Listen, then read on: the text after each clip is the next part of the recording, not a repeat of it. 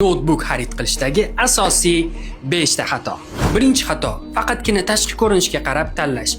Har qanday dizayn uning ichidagi kuchsiz temirni hech qanaqasiga yashira olmaydi. Ikkinchi xato, SSD o'rniga HDD, ya'ni hardni tanlash. Hard SSDga nisbatan 3-4 baravar sekinroq ishlaydi. Uchinchisi, RAM yetarli emasligi, ya'ni tezkor xotira. Zamonaviy ishlar uchun minimum 8 GB dan 16 GB gacha talab qilinadi. Agarda undan kattaroq ishlarni qilmoqchi bo'lsangiz, undan yuqori bo'lgan tezkor xotira sizga kerak.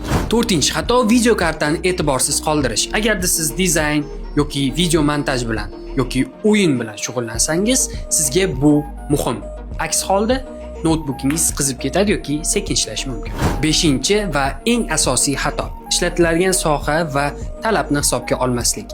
Ofis ishlari, gaming, dizayn, dasturlash, montaj hammasi uchun mos model bor. Hammasiga mos degani ko'p hollarda hech narsaga mos emas degan. Shuning uchun sotib olishdan oldin ehtiyojlaringizni aniqlang, texnikani tekshiring va albatta uni sinovdan o'tkazing. Siz yana qanday xatolarni bilasiz?